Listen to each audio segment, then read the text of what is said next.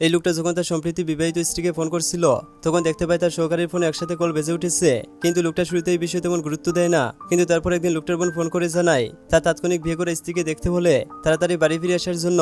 কিন্তু তখন ওই ধনী লোকটা জানতে পারে যে তার স্ত্রীর নাম তার সহকারী নামের সাথে পুরোপুরি মিলে যায়।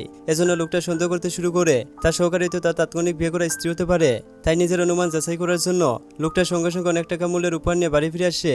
এদিকে মেয়েটিও বিয়ের পর প্রথম তার স্বামীর সাথে দেখা করবে, এজন্য সে খুব নার্ভাস ছিল। আসলে আজ থেকে 1 বছর আগে মেয়েটির পিতা জুয়া ঋণ পরিশোধ করার জন্য তাকে 50 বছর বয়সী একজন বৃদ্ধের কাছে বউ হিসেবে বিক্রি করে দিতে চেয়েছিলেন। তবে সৌভাগ্যক্রমে মেয়েটির ঘনিষ্ঠ বন্ধু তাকে সাহায্য করে এবং নিজের ধনী ভাইকে মেয়েটির সাথে বিয়ে করিয়ে দেয়। তবে তারা দুজনে যখন নতুন বিবাহিত হিসেবে সিভিল অফিস থেকে বিবাহ সনদ নিয়ে বেরিয়ে আসে তখন ওরা ধনী লোকটা কর্মসংস্থানের কারণে বিদেশে যেতে বাধ্য হয়। তবে যাওয়ার আগে লোকটা মেয়েটিকে একটা ব্যাংকের কার্ড দিয়ে যায় যাতে সেই টাকা দিয়ে মেয়েটি তার পিতার ঋণ পরিশোধ করে দিতে পারে। কিন্তু তখনও তারা দুজনে একে অপরের চেহারা দেখতে পারেনি। এর 1 বছর পর মেয়েটি নিজের পরিশ্রমে একটি ফার্মে আইনজীবী হিসেবে প্রতিষ্ঠিত হয়। এদিকে ভাগ্য তাদের দুজনকে সংযুক্ত রাখতে চাচ্ছিল, তাই কিছুদিন পর ধনী লোকটা আবার দেশে ফিরে আসে।